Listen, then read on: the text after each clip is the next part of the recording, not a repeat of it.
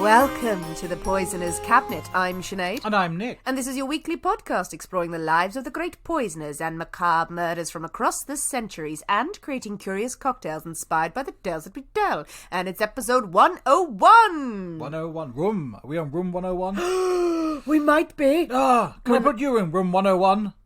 Okay, we've started off just mean, haven't we? Episode 101, and we're not covering Room 101, not just doing a retelling of 1984. That would be weird. Are we not? Okay. No, we can if you want. No, it's probably best we don't. It will just be a list of things about me that you want to commit to a big cupboard. So, a little caveat. Nick and I are very snuggled up together in this recording, not for any, friendship reasons. Oh, God, no. Oh, God, no, God, no. We're down to one mic. Nick's mic decided to die a dramatic death before recording, so if the sound quality on this is a little different, we apologise. We can only do so much, but we hope that this will come out beautifully and you won't even notice it. But it's like we're right next to each other. Have you got COVID? Go away.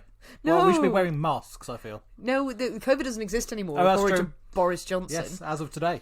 There we go. COVID is no more. Yeah, that's why the mic died. Yeah, it's very weird looking at you, but I'm gonna... It's very bizarre. I don't like it. We are gonna start fighing like teenagers in a minute. Like, you're touching me. You're on my side of the desk. Well, how are you, Nick? I'm fine. This is my side of the microphone. Go away. He really hit me there. I'll just gaze into your eyes. No, don't do that. It's very disturbing. I may sound a little husky. I was in a pub earlier and a woman wearing the world's strongest perfume sat right next to me. And I nearly died. Yeah, a lot of sniffing, coughing, sort of thing going on right in my ear. It's been really nice. Yeah, bodes well. Yeah, absolutely. I'm looking forward to this one. Happy episode for Nick. Any poisonings this week, Nick? Arg. No.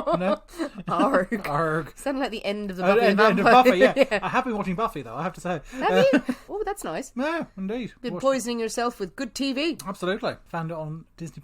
Buffy's on Disney+. Yeah, it's great. The children of today, honestly. Yeah, and Angel as well. Angel, a bit more dramatic. Angel, yeah. A lot of flappy coats going on. I used to love a flappy coat. I still do, to be honest. Oh, you do? I've seen pictures of you in your youth. Always terrifying. And your flappy coats and your big hats. Was not a good look. But no poisonings. No, I don't. Apart from big hats and flappy coats. Yeah, I've only been poisoned by other people's perfume. Old lady perfume as well. Old lady perfume. What is it about old ladies and their perfume? Is it just they're covering the stench of death? I don't know. Like rolling around in lavender and rose and something else that's not right. Maybe it was just this old lady, but it hurts my throat. Well, speaking of being poisoned by perfume and rolling around in various scents while watching Buffy, I think it's time for us to thank our delicious Patreon subscribers. Yes, what a fantastic weekend that sounds like. Thank you very much to Aaron Nelson, to Shannon Daniel, to Tony Viola, and to Matt Karowski. Thank you very much. Thank you. Oh, you're very sexy. Very good. Very sexy. And we have a shout out this week from lovely Kylia Kinyon, who wants to do a shout out to Spencer Wallace, who turns 25 years old on the 28th of February. Happy birthday, Spencer. Many birthdays to you. Have many alcohols. At least 4. We've had fun on Patreon this week. We talked about the real vampires of Serbia, which is a bit like the Real Housewives of... Real Housewives of Chelsea or something. I mean, that would be a great mashup. Much better version. I would watch that. Sorry, the Real Housewives of Chelsea. Is that a series? I don't know, make that Are you up? thinking of like Made in Chelsea? Made in Chelsea, I've like mashed loads of random series together in my head. With vampires Vampires. That's amazing. Sounds great. Well, Nick, are you ready? Yeah, no. I'm going to get really close to you and say it. I'm going to whisper it in your ear. Oh, no, you made eye contact. God damn it, he called my bluff. Oh, he made eye contact and it was too much. Ooh. Are you ready to drink cocktails, talk about poison?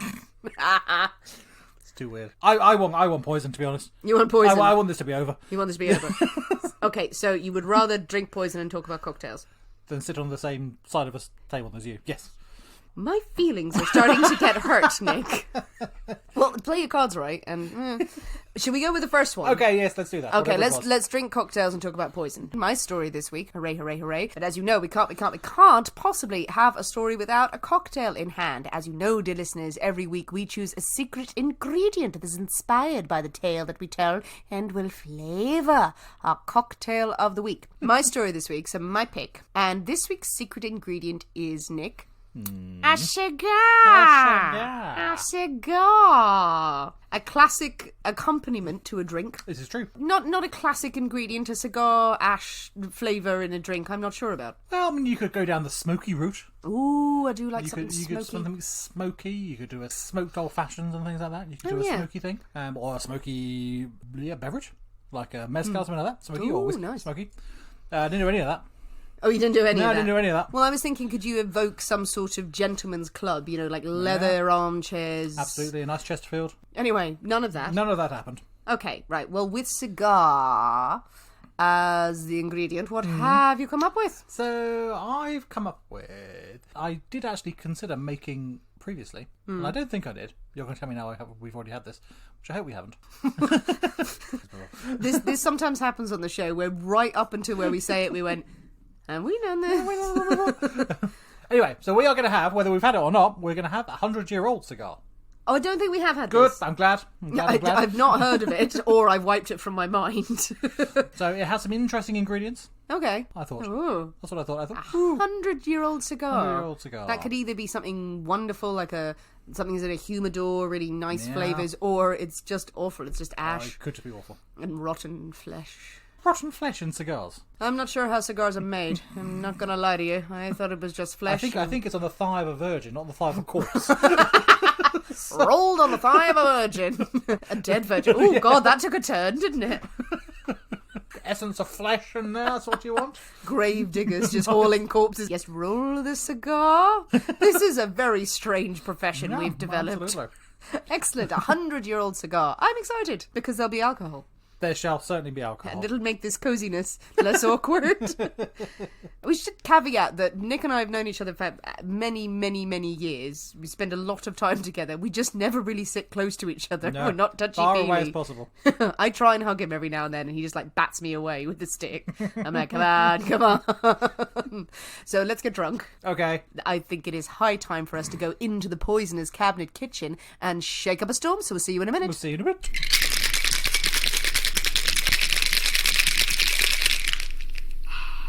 And we're back. Hello. Ooh, Nick, 100-year-old cigar. Ooh, it looks very pretty. It's brown. It's brown. It's a kind of a ruby brown. It is, yes, it's a ready brown.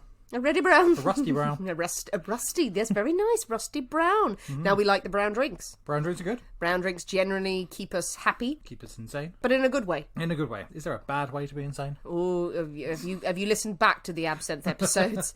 Yep, we might be on one of them now. Yay! Excellent. Okay, so we are... Move over, Nick! Okay, so we're arm in She's arm. touching me! Ew! I'm touching your forearm, Nick. Let's link arms. Oh, Nick, No. should we do the romantic thing where we, like, wrap our arms around each other, like, you know, the hands? We Yeah, I do know the what you rappy, mean. handy thingy. But no. Yeah, like it's our wedding, Nick. Don't pretend this isn't what our future's going to be.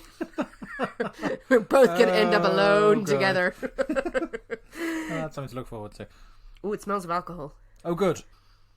It's oh yeah, it smells strong. Okay, right. Well, so clinky. Clinky. Yay. Merry Christmas. Merry Christmas. Ooh.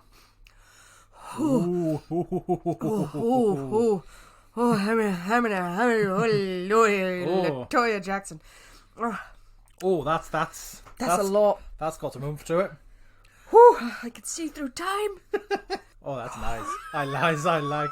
That is very much a me sort of That's a drink. very you and it's drink. very not a you drink. Oh, what's happened to my taste buds? What?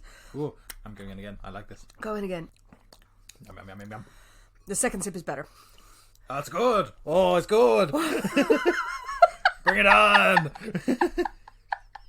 Oh, it's a Nick drink, guys. There's some complex flavours in there. Are. Oh, I want to guess at many, and I don't think that any of them would be right. But Guess, I'm intrigued. oh, it got a lot of mouth stuff going on. It's got a lot of mouth stuff. These are nice technical experience terms you'll get from the Poison's Exactly. Cabinet podcast. You don't need to listen to Diffords or read the books. Just listen to me going, got mouth stuff. It's got mouth stuff. Oh, there's at least 3 on the mouth stuff scale. Okay. Yes. So it feels Mouthy. Yes, we've got that. Mouthy. It feels a stirred drink rather than a shaken. Most certainly. Yeah, so there's no citrus in here at all. Nope. Oh god, I feel like it's got some variety of vermouth in there, and it's dark liquors. This is going to sound so weird. Does it have any mint in it? It does not have doesn't. any mint in it. It's got almost, I don't know whether it's the alcohol effect, but it's got that sort of almost menthol aftertaste. Do you know what I mean? Not that it tastes like overtly of mint, but you know that. Yes, it's got a slightly herbaceous quality to it, and it's not the thing you're thinking of. So don't worry. Okay, good. Yeah, talk us through it, Nick. What's happening? There's a lot happening. There's Okay. an awful lot happening in this one. In a drink like this, you would quite right look at it and go, "Oh, there's a sweet vermouth in there," or something like that. There is not. Oh, okay. There is a different type of Amaro that we'll come to. But we've got a base of rum, of dark rum. Ooh, nice. An aged 7-year rum. It's very nice. Okay. So we've got a base of that. We then have some Benedictine. Oh, that is the thingy. That is one of the thingies. That is one of the herbally, medicine-y. That's it. Yes, which we have not used on the podcast We have before. not used Benedictine. Because I had to buy a bottle for this cocktail. All right. So we've not used it before. I think people have mentioned Benedictine in the past. Quite acquired. Oh, indeed. Not something you'd have on the rocks or just as a little shot or something like that. But in a cocktail, I think it's very pleasant.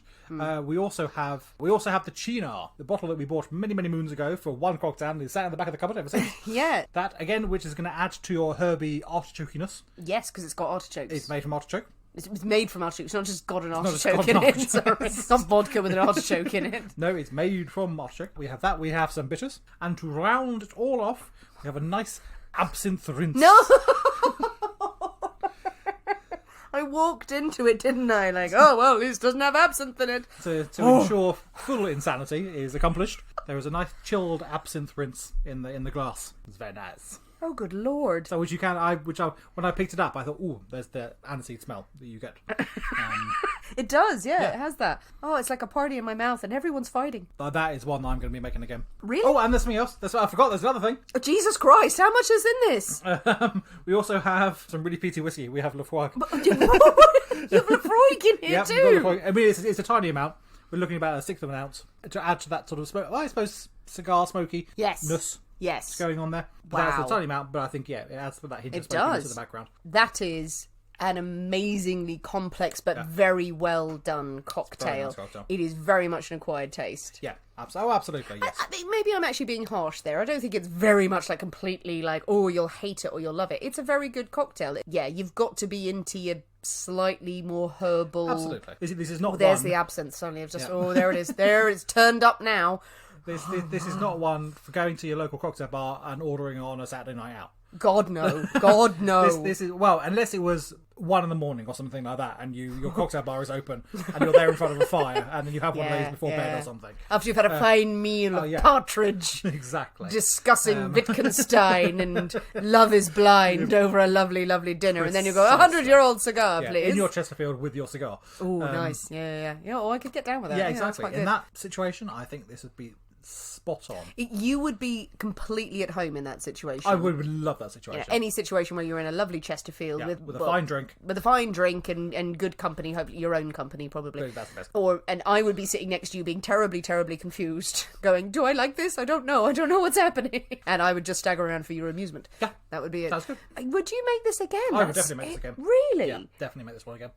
I'm not saying it's awful that why you wouldn't. It's really complex though. But you've got all the ingredients I've got now. the stuff, and this is my sort of drink. If I'm home and it's a Friday night and I'm in by myself, listening to some music or something like that, happily make one of these. Definitely. And it'll last half an hour or something. Exactly. It's Just not sit there going to with be a book or listen to music. Oh, yeah. Lovely. And it's not one that you're going to suddenly make 3 or 4 Absolutely of those. not, no, one, because you will be dead. Maybe 2, and the second one would be a mistake. Yeah. Perfect evening. Oh, lovely. I feel like I should go. Well, you're here now. We might as well finish. No. Well, you just down that. And it's also got absinthe in it, so we will go insane on this show if anyone remembers from any of the other absinthe-based cocktails we've had. That is the best one we've had in a long time. Wow, I've never seen you so happy. Love it. Absolutely love it. I'm really glad. with that. I'm really glad this has worked out for you. Actually, So we've had a run of a bit of crappy ones. okay ones. Okay ones, not inspiring one. This is, it's good. I'm just going to drink this and then steal yours. And Pretty much, yeah. I'll just be crying in a corner, trying to read a story. While Nick goes, I'll tell you about the old times. I will tell you about the old country. What, Ramsgate? Yeah. Very old. It's very old. Very, very old. Well, with our Back in 1836. With our 100-year-old cigars clasped in hand, Nick, settling into our Chesterfield sofas. Are you ready for a story? Fine, let's get on with it. It's got some- I'm going to fuck you. Oh, he's got a ruler, people. So now I'm Who very gave close. him a ruler? Be more funny. He's literally poking me in the arm. My BCG! Right, are you bloody ready for a story? Go on then, get on with it. So I'm going to read you the opening line from a BBC article from 2017. That's quite modern. Scientists trying to identify a man who burned to death 8 decades ago say they are yet to find a DNA match.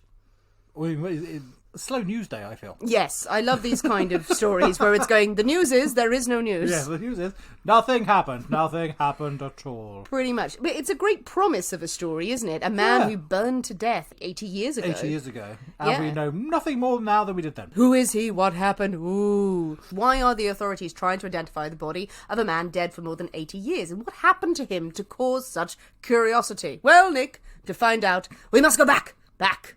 80 years? Yeah. Okay.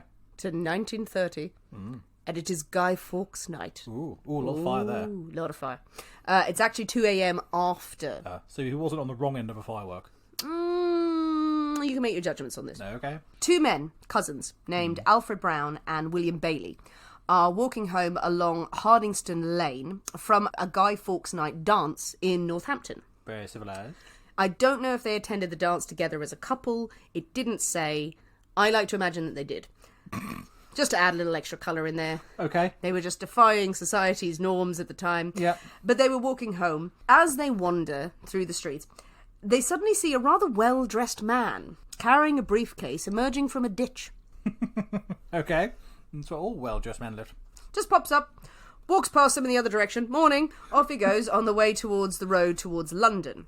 Oh. When they were later asked, are you sure of what you saw? One of them would say in court, when you go home at that time in the morning, you do not usually see well-dressed men getting out of a ditch. He has a point, I feel. Indeed. As the man passed them, he said, looks like someone's having a bonfire up there, and then runs off into the night. And the chaps turn back to their route, and they do see a glow in the distance of what indeed seems to be like another bonfire from the night's celebrations. But as they get closer, they realise that this is no ordinary fire meant for burning Catholics.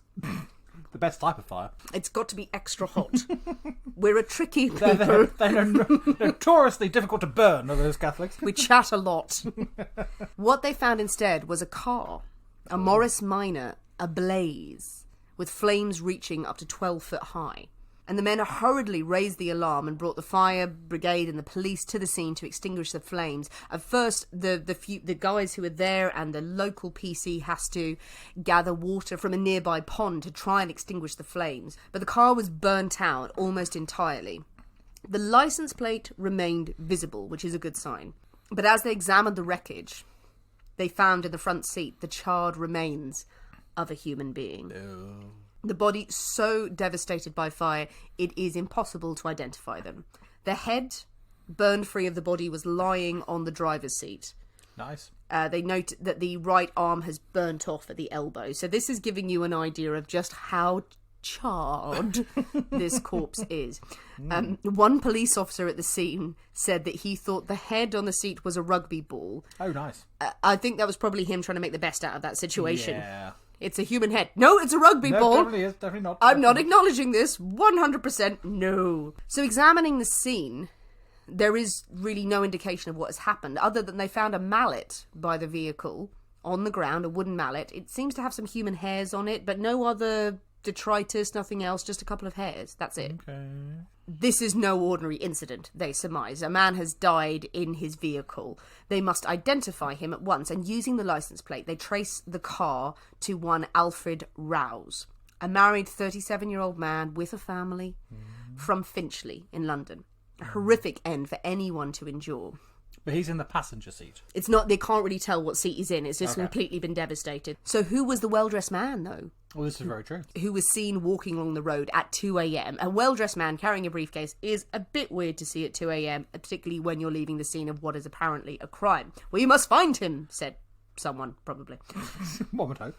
Well, we'd hope. I don't know if anyone does stand up at their desk in these cases going, "We must find him." All right, Gerald, calm down. The authorities release an artist's impression of the man to the media, including to a paper named The Daily Sketch at the time. Have you heard of The Daily Sketch? I have heard of the Daily Sketch. In the meantime, the police visited poor Mrs. Rouse, the wife of the man who owned the car, to break the horrible news that they found the vehicle, they have found a body inside. The distraught woman could not confirm anything about the vehicle. They keep showing her pictures and bits and pieces, and she's like, "I can't, this is a wreck. This is ash on the ground." They didn't show her pictures of the corpse, which is a good thing, very, or very the funny. actual corpse. They were like, "Could you tell?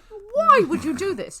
But she was brought in to ID scraps of clothing. A wallet was found on the scene. She said she couldn't identify the clothing, but the wallet was her husband's. So it's not looking good Not looking encouraging, no. for them.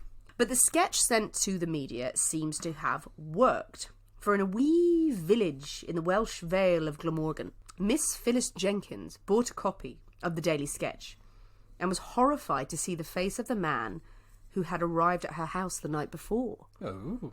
This man was engaged to her younger sister, Ivy, and Ivy was carrying his child.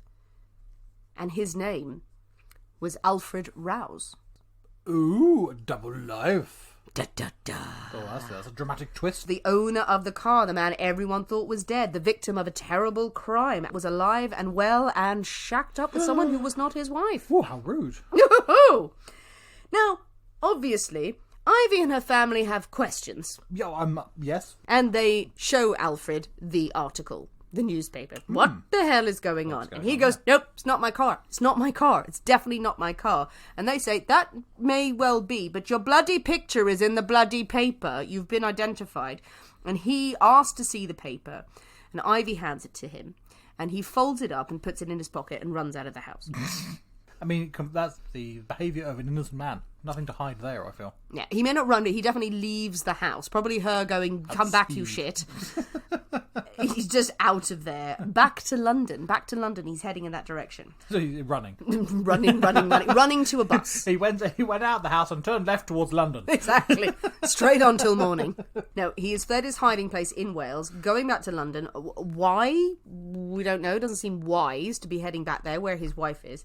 But the Cardiff police are tipped off by Ivy and Phyllis Jenkins' family, the sisters. They inform Scotland Yard that that's where he's going. He's obviously said, "I'm off to London." They track him down. Alfred steps off his bus at Victoria Station and he is met by the police for questioning. And Albert says, "Very well, I'm glad it's all over. I was going to Scotland Yard about it. No, he wasn't. I am responsible." Oh. But it's not quite as cut and dried as he would make it out there and then. So who is Alfred Rouse? And what is he responsible for? And what happened in Northampton? Oh. So, Alfred Rouse was born in London in 1894. His father was a hoosier. Okay. Mother was an actress. Nice. But Mummy ran off when he was about 6. Oh. These actresses can't be trusted. Absolutely not. It wasn't a happy childhood as a result of Mummy running away. No, I can imagine. Daddy was not really present as a father. He's got hoes to sell. He has. Many, many hoes. Yeah. Of all varieties. All variety of hoes. The kids were mostly raised by an aunt, but Alfred was a good student at school. He left age 14 to gain work first as an estate agent and then at a textiles firm, following in his daddy's footsteps. He also took a lot of evening classes. He practiced music and singing. He played the violin, the mandolin, and the piano. Ooh. He was someone who... It wasn't remarked that he was remarkably intelligent, but... He was smart and he was constantly having hobbies and seeking to better himself. To learn new things. Definitely. He Good had for him. Different careers as well through his life, so he sort of chopped and changed a little bit. Age 20, career had moved into carpentry and he was going to be working for a furniture manufacturer and he'd met the lovely Lily Mae Watkins, his wife later, and the pair was soon married and things were all looking up. Then comes 1914. Yeah, that'll do it. Not a good year to be a young man. 4 days after war were declared, he signs up to the 24th Queen's Regiment as a private. Now, Albert's war career was good in terms of his commitment to the service, but like any soldier who was deployed to France, he would leave emotionally and physically scarred. Yeah.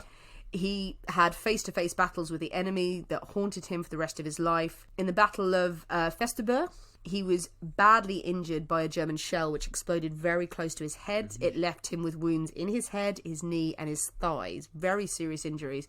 He was in hospital for almost a year. Oh, Christ. Underwent numerous surgeries to help him walk again. He was eventually discharged from a military hospital in 1916 on a pension of 16 shillings a week. So he'd had a lot of recuperation. He couldn't work. He would have this pension until he was of better health. The trauma of war obviously has a lasting effect on anyone who's experienced it. But Albert kept drawing on his military pension, complaining of his injuries. The doctors, whether they were doing the best thing or whether they were just going by the book of the time, eventually would say they could find nothing physically wrong with him. After all of his treatment, he was okay. He was capable of working. Yeah. His leg injuries that he kept complaining of were not as bad anymore. He was absolutely capable of holding down a job. He was technically able to live and work without the pension, and so they started to cut his income until it finally stopped in 1920. Alfred kept recuperating by playing different sports. He was an avid tennis player. He studied car maintenance as well, became quite a skilled mechanic. And he also kept up another favourite pastime of his. The ladies. Okay. It's a common form of recuperation, It is, Nick. absolutely. Yes. Mm-hmm. Oh, yes, the honeys, the babes, the fillies. I don't know, whatever they called them at the time. Are they horses? No, you call ladies fillies as well. It's not a very nice term because you're like, oh, the fillies like the horses. Oh, the fillies. You've never heard that before. Also named for a sports team in America. Let's see the Phillies one. It's not my area of expertise. No, why am I asking you about ladies or horses or sport? 3 things on which I am happily ignorant. Alfred, of course, had a rotten time in the war. Wouldn't anyone? But it seemingly did nothing to quell his passions. For all of his complaints that he couldn't work or he needed his pension or his leg still hurt did not stop him being an absolute player in the worst sense. Well, go for it, I say. He's lived through something horrendous. He is married. No, this is also true. If you're single, go for it, Yeah, mate. that's true. I forgot about that bit. Yeah, don't marry someone and then go and shag around. No, fair enough. And even so, he indulged in many affairs while he was recovering. Later, when he was working as a mechanic and his profession would take him off to distant places. Yeah, car mechanics famously travel the world. Absolutely. If you do have sympathy for him, just bear in mind that he did seduce a 14-year-old girl in Edinburgh. Yeah, that's less good. She was pregnant by the time she was 15. And he very much disappeared at that point. Okay, now he's featuring on the Barcelometer now. Mm-hmm. The Barcelometer is starting to quiver. Yeah. I was doing the gesture there. You were. A string of ladies in his wake. By 1929, he had found work for Messrs. Martin, and he was a travelling salesman. Okay. Selling braces and garters. Nice. Perfect if you want to shag around. You're going to go to bored housewives and go, look at these garters, these sexy garters. But would you also buy braces at the same time? Well, maybe he's just twanging them in a suggestive way in the background. I'm not sure that they're particularly linked items of clothing. No, but it's really useful. If he turns up and he's going sexy garters for the ladies and he's just flirting with the housewife, husband comes home, mate, pair of braces. I got a pair of braces for you. Absolutely true. Yeah, this is a cunning plan. He's a wise man. Cover story. There it is. Yeah. I hadn't thought it through thoroughly enough. Now, he was paying for the mortgage on his wife's home, his family home, in inverted commas, in London. But he had affairs with any married or single woman who was willing, who crossed his path.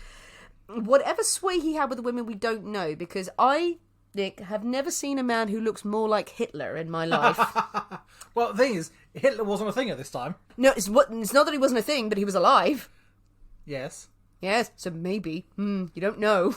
This was his secret ploy. He was alive, but he wasn't a famous man. No, but that's what I mean. This is maybe how he started his rise to power. Shagging all the housewives of the UK. And then he was really frustrated by them. Okay, fuck it, I will kill everyone in Europe. Yeah, okay. Well, look at the picture. Okay. I'm going to show you a picture. No, I mean, he's got a pencil moustache. He looks quite like Hitler. No, he's got a moustache. He's got slick back hair and the widow's peak. There's no widow's peak there. This bit? No. You're saying no to that. Would you shag him? Well, no. There we are. Apart from the pencil moustache, there is no resemblance to Hitler whatsoever. Oh, shush. I think he looks like Hitler. Well, you're wrong. Well, everyone can vote on this when you see the picture. But yes, well, he's not classically, when you look at him, gorgeous, though. He's not unattractive. He's not a troll, no. But he's not to shag this many people. It was obviously had something. He was obviously very charismatic or suave. Obviously, if he was a salesman and things like that, he's probably got the gift of the gab. Sort of talks very well and is very persuasive. So he was a charmer. Yeah, he was a charmer. Well, you see lots of people going, "How the fuck do they shag anyone?" It's very true. And but it's because because they're charming and charismatic and tends to somewhat or negging. And that sometimes sort of overrides the physical appearance of someone if they're really alluring in that sort of way. You might be onto something there, because he would seemingly only target poor women, women of limited education, and he would be very happy to spin them yarns about that he was a very successful London entrepreneur. Everyone from London is successful. Absolutely. He could win them over with his charm, win them into his bed, promising them marriage, promising them a wonderful, comfortable life. But, once they had done the deed a few times, as soon as the women said, okay, the issue of our love has turned up, he would disappear. Yeah. Absolutely bugger off. He would shuffle away, and he could blame these, in inverted commas, ignorant women for their own misfortune. Why would you not expect that? Because if a suave, gorgeous man turns up and you are a servant in a house, or you are a lowly woman and suddenly someone's taken an interest and they promise you the world, you believe them because you can spin a yarn. Like, we're older and wiser. Perhaps I'm just more cynical of the world than... You are now. But I bet you when you were a teenager in your early 20s, you believed, if someone had turned up to you and said, Nick, I will take you away from all of this Ramsgate business. We shall travel the world. The Tinder swindler turned up for you. You'd have been on that bloody plane. No, fair enough. You're not wrong. I take it all back. Maybe that was happening. No, but you get taken in very easily by these things. Indeed. Okay, fair enough. But there's only so many affairs you can conduct and children you can father before people start asking you for money. Yeah, that's fair. Yeah. Rightly so. By the time 1930 rolls around, Alfred has at least 2 orders for child support in his lap, legitimate claims that have been filed, and there is the potential for a lot more to come. It's catching up with him. He probably thought he could get away with it and the women would deal with it themselves, but no, they're coming knocking, you got me into this mess, damn well pay up. Gotcha. And this is when he starts to entertain ideas that if he could just disappear... If Alfred Rouse could disappear, wouldn't everything just be much simpler? Suicide? Meh, that seems excessive. Yeah, indeed. So he starts thinking of ways of faking his own death. His wife and son would have to be supported, of course, so he takes out a life insurance policy on himself, specifically to be paid out should he die in the event of a car accident. Ooh, that's very specific. But now Alfred thinks, I can put into motion a plan that will allow me, in a direct quote, to start afresh. In the days leading up to Guy Fawkes' night in 1930, Alfred makes the acquaintance of a man of the same sort of build of him in his local pub, the excellently named the Swan and Pyramid. Okay. Not two things I would generally associate with each other. The Swan and Pyramid. Swan and Pyramid, that's... I don't understand that link. No, not in the slightest. But then there's a lot of crazy pub names out there. I'm not...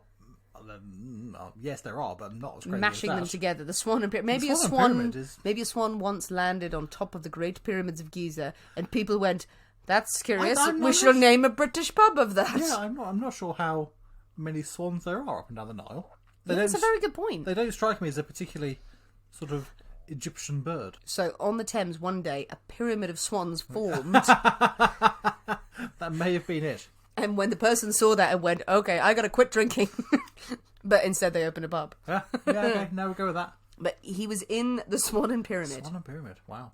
He found a man who he claimed was down on his luck, unknown to many and seemingly alone in the world. Alfred talked to him, and he would later say that the man said, "Governor, I've got nobody in the world that cares whether I live or die." Oh. Which is really sad. Sad. He might as well have just said, "No one would care if I was killed tonight. You could take me outside, put me in a car, set it on fire. Nobody would know about it, mate. Yep, no unlucky old me." Alfred promised the man some work. He said, "I have work in the Midlands. You know what? I'll drive you up there. I'm going that way. Why don't I meet you 5th of November? Get in my car, we'll drive up north, mate. Like a nice trip. We'll take a nice trip together." Why are you laughing? No reason whatsoever. Is it the Swan Pyramid? Because he's there with his pyramid of evil contemplation. The pyramid of evil contemplation. Everyone who goes in there is making evil it's plans. It's a great pub for plotting and plans.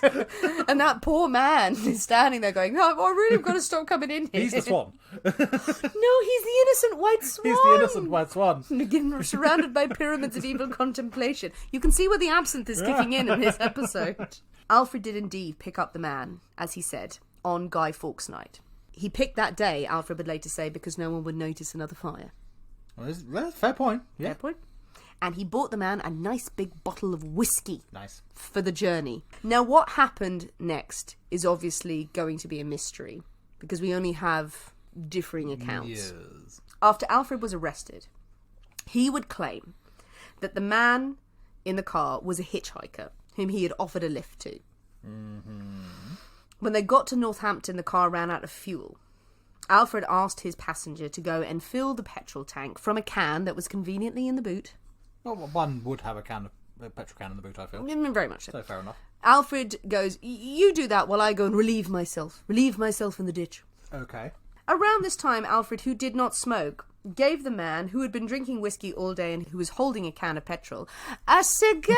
Ah, there it is. There it is. He gave the man a cigar. He stuck to this story the whole time. The man in the car lit up the cigar. Boom, the car goes up in flames.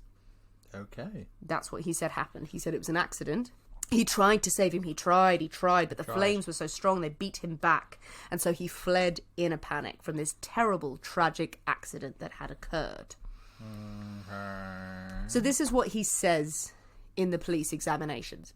Much is made later of the forensic evidence found around the car that showed that the carburettor and the fuel tank had been tampered with. Ooh. In a way that would allow petrol to leak out of the tank to flood the car to enable an explosion. Well, he is a mechanic. He's well versed in the mechanical arts. There you go. It was also found that the victim had been alive but unconscious when the blaze started and was dead within 30 seconds. Yeah. Yeah. The mallet found at the scene, yep, maybe Alfred had clocked him over the head with it, which would explain the hairs on it, but not blood or matter. It was just a quick tap on the head. Yep, off you go. Yeah. But still, Alfred, briefcase in hand, fled the scene. Alfred, when he had left the scene, when he was making his way to Wales, it is reported that pretty much everyone he met on the way, he said, "My car's been stolen, you know." The bus driver, a man who was serving him coffee, someone he just met and who got a lift off. "Yes, my car's been stolen. My car's been stolen." It's just £5 for the journey. I really don't need to know your backstory. To think of someone who's obviously planned this quite far in advance, as to he has tampered with the car in such a way that it gets full of petrol, then makes such a stupid thing of going to everyone he meets, "Oh, my car's been stolen." It seems obviously has such wherewithal on planning to tamper with the car and things, but then to be so obvious about other aspects seems very, very bizarre. Probably panicking. Maybe, and we don't know what happens. So, yeah, absolutely. It does seem like a very panicky thing. In custody, Alfred gave all sorts of conflicting versions of events. He would stick to a story, but the details of them would change. He kept contradicting himself, and this was plenty for the police and later the prosecution to leap on when he went to trial for the murder of an unknown man in January 1931. Alfred pleads not guilty. He sticks to his accidental death story, but his story, as I said, is scatty at best. One Sir Bernard Spilsbury! Yay! He confirms that the victim had been alive, indeed, as we said, unconscious when the blaze started, doused with petrol, and the car was doused with petrol and set alight. So this is pretty calculated stuff. Absolutely. The prosecution challenged Alfred's claims that the loose pipes in the car that led to the petrol leak could have just been a result of the fire. He just kept claiming, "Oh no, I didn't tamper with it at all. That was probably something to do with the fire. I'm a mechanic, I know it." They actually hand him the carburettor in court and go, "Okay, explain how that happened." And he gets very, very nervous. Yeah, I can imagine. He doesn't like it. He doesn't take the stand officially. Yep. to give his defence. But, the prosecution go like, why don't you explain it, Mr. Mechanic? They also call 3 of his mistresses to the stand, which is never good. I'm sure they've got a lot to say. After 6 days of the trial, it takes the jury just 25 minutes to find him guilty, and he is sentenced to death. Just before his execution, Alfred wrote a confession to the Daily Sketch. Having denied it the whole time, he wrote a confession to the Daily Sketch admitting that he'd indeed known the unknown man, he had strangled him, and then set the car alight. This is the man he met in the pub. Yeah. He persuaded him. Yeah. This is an excerpt of the confession that he sent to the Daily Sketch. Nellie Tucker, one of his mistresses, was expecting another child, and I was expecting to hear from Ivy Jenkins. Similar news. There were other difficulties, and I was fed up. I wanted to start life afresh. I spoke to a man near me at the Swan and Pyramid public house. He was a down and out, and he told the usual hard luck story. I took him to the public house, and he had some beer. I had lemonade, of course. I paid for the drinks. He told me he usually hung about there. He did not tell me his name, and he did say that he had no relations and was looking for work, and that he was in the habit of getting lifts on lorries. He was the sort of man nobody would miss, and I thought he would suit the plan I had in mind. I suddenly realised I should do it on the 5th of November, when a fire would not be noticed so much. I met him outside the Swan and Pyramid on the night that they travelled. We talked a lot on the journey, but he did not tell me who he actually was. I did not care. The man was half dozing, the effect of the whiskey. I gripped him by the throat with my right hand. I pressed his head against the back of the seat. He slid down, his hat falling off. I saw that he had a bald patch on his crown of his head. He just gurgled. I pressed his throat hard. He did not resist. Oh, God. Alfred Rouse never asked the victim his name, and we still do not know. That's harsh. We don't know. Oh, we God. do not know who he is. Ooh. And that is the BBC story that we relate to in the beginning. Yes. In 2017, they are still trying to find out who that man was. All we know is that he is aged anywhere between 33 and 40 years old. His lungs, even though he was very badly burnt, were of such a condition that it was thought he worked in a very dusty environment. From Alfred's own description, that he was between 5'6" and 5'8", respectably dressed. He had a slight brogue. He had a boxing or sporting tattoo on his right forearm, and he had been wearing police boots, which Rouse claimed the man had informed him had been given to him by the London police. But that's all we know about the victim of the blazing car murder. Probably we never will know who he was. But Alfred Rouse was hanged for his murder. Well, as he should be. And that is the story of the blazing car murder. Blazing car murder. That's a very dramatic title for it. Da, da, da. Oh, I like that. That's good. You like that one? That's a good story. Yay! That's a good story. Lots of twists and turns going on there. Yeah, you see? We haven't done a lot of faking your own death stories. No, we haven't at all. And no. That may well be the first It one may we've be the done. first one. I think people have tried to cover their tracks and maybe tried to make him escape, but this is one where the guy just cold-heartedly chose a fella in the local pub and decided, you're the same build as me, no one's going to miss you. Yeah. Put him in the car and literally murdered him. Yeah. That's slightly terrifying. And it's portrayed in such a way, not obviously in the courts, but as the story of like, oh, well, this man just died in a car. It's like, he killed him. Yeah. He was very happy to let him die so he wouldn't have to pay all of the child support he was owing. But it's a strange thing, though, because without a name or anything, without a background or without family to scream and shout and things, people like that, they would just, unfortunately, just get forgotten about, or it's just another fact, really. It's just the victim. Yeah. Without saying, "Oh, it was Bob," whatever. So easily turn into just another John fact, Doe, isn't it? rather than this was a person who had a whole life, and who knows? There could be he may be married, he may have had children, or brothers and sisters, and all this sort of stuff, and we will never know. And there have been investigations, and as I said on that BBC article in 2017. In the area, they reopened the case and they found DNA evidence from the court files or from the investigation files, certainly in the 2000s. So it inspired the police to go, okay, let's appeal to families across this region to see if you've got any DNA. And loads of people came forward, but they still were no closer to finding. So far, they haven't found who it was. I mean that would only work on the assumption that he did have children. He's got to have had parents. Maybe he was the only child, but His parents maybe... would be dead by now. Yeah, I know, but then if they had brother and sister, Yeah, then the DNA line might continue. But again, it assumes, is he from that area? Well, exactly, yes. With a brogue, he could be, as you say, he could well be... Hitchhiking, travelling from place to place, and he was a vagrant. And maybe he did have people who cared about him, but just because Alfred Rouse did not want to pay child support, he had to die. Boo, boo. But he hanged, there you are. Well, as he should. So, what do you think, people? Do you know of the blazing car murder? Do you have theories about who this man could be? I mean, if you do, please tell the police. Yeah, well, absolutely. That would be amazing. Many people want to know. Absolutely. But yeah, it's amazing what people will do to just cover their own tracks. You know, few hopefully resort to murder, but maybe there are more cases that we should cover on this show involving people who faked their own death. And took someone else's life in order to do it. Tell us if you know any stories, any ones that you want us to cover. But most importantly, I think it's time for you to fire up a 100-year-old cigar. Oh, God, yeah, absolutely. Oh, God, blah, blah, blah, blah. You are very happy, aren't you? Oh, yeah, it's great. It's really good. I appreciate it's got a lot of ingredients that you will not find in your average cocktail cabinet. It's smarter than the average cocktail. Yeah, Benedictine, Cynar...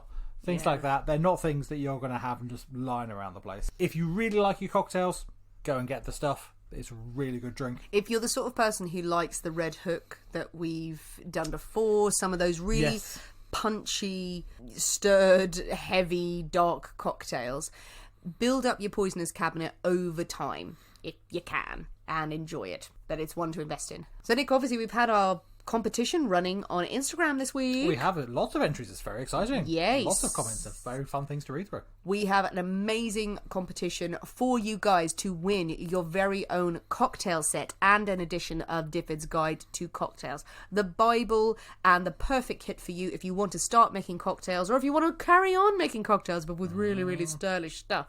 We have signed the book. You can enter the competition just by going to Instagram, liking the competition post, comment on it, tag a friend, tell us what's your personal poison, and share it as much as you can. We will be drawing the entries on Saturday night, so there's not long for you to enter it, but go for it, and we will announce the winners very, very soon. Yeah, it's very exciting. If you haven't already, come and join us on Patreon. Lots of extra episodes on there. Tell your friends to also join Patreon and just to enjoy the Poisoner's Cabinet because it's fantastic. We also have a very big birthday coming up. I'm just going to say it right now. Nick, oh, no. Nick has a very big birthday coming up in March. I'm not old. Oh, yes, he does. So we've got some really good episodes coming out that coincide with the end of Season 2. May take a tiny break between Season 2 and Season 3, but we are planning a special roundup episode for the end of Season 2, talking about your favourite episodes from the Poisoner's Cabinet. Who have been the best figures that we have covered? What's the greatest poison of them all? What have been the best and worst cocktails? Please start sending us your suggestions of things that we should cover in that special episode. Thanks for listening, guys. We have been the people inside the Poisoner's Cabinet. We will see you next week. And remember, your loved ones are trying to kill you. Oh.